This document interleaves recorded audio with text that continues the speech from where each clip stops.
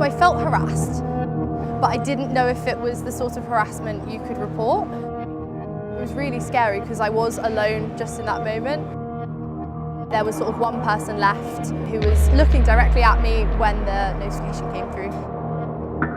Why is this person targeting me? Had they been following on the tube? Had they then followed us to the toilet? I'd never heard of anybody being cyberflashed before until it happened to me.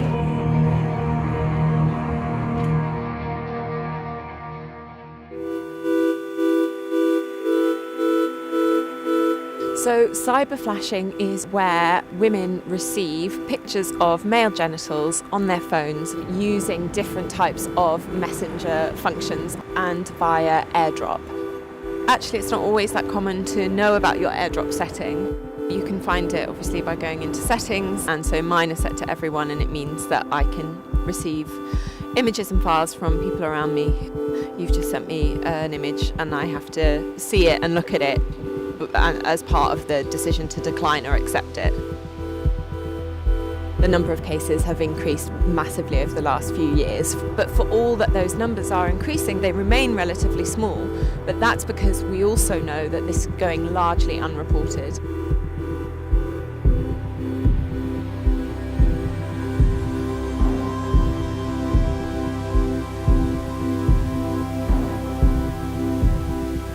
Public transport is a really frequent location for cyberflashing to take place.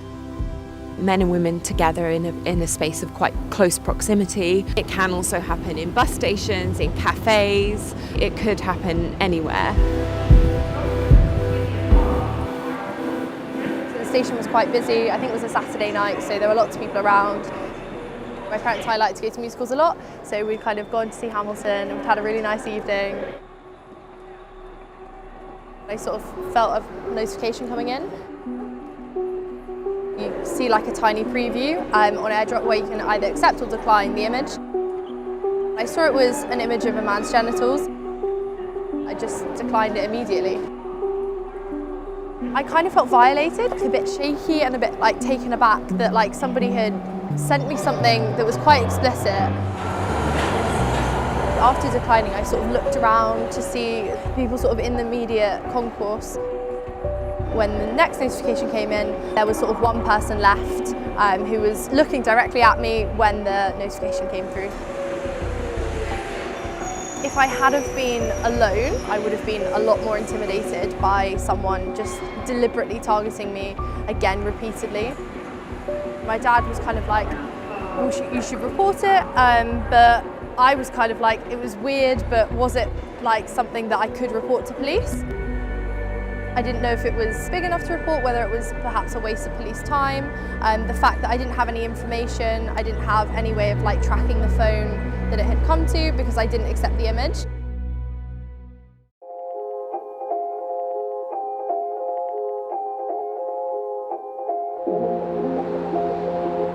There are laws on harassment, there's laws on public order. There's no clear criminal law that covers cyberflashing.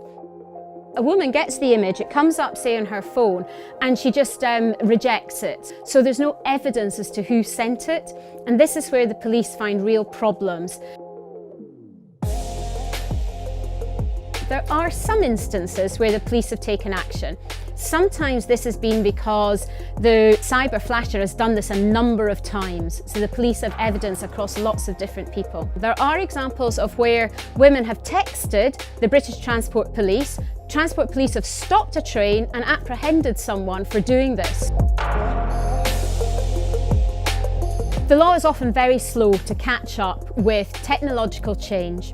In Scotland, there is actually a specific offence covering coercing someone to view a sexual image, and they've had this law since 2010. There's been a law in Singapore and some US states.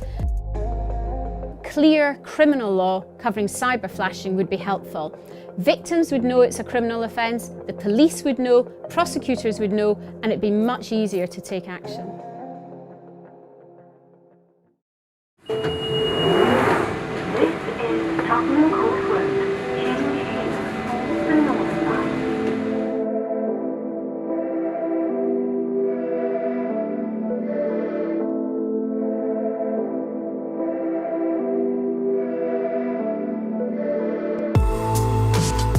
flashing in real life and cyber flashing as well can be really minimised and trivialised. It shouldn't be. It is a form of harassment. We haven't seen enough from tech companies either, trying to design out functions which can be really easily manipulated and abused. We need to see more from our political leaders because it is hugely, hugely prevalent and it has really significant impacts on our society as a whole, as well as the individual women and girls who are targeted. I definitely report it now because I know that it is happening to more people in the same way that a couple of years ago upskirting wasn't illegal. This is one of those ridiculous crimes that keeps happening to women. The law needs to change as technology is, otherwise women predominantly, but men as well, will be victims to this new technology of sexual harassment.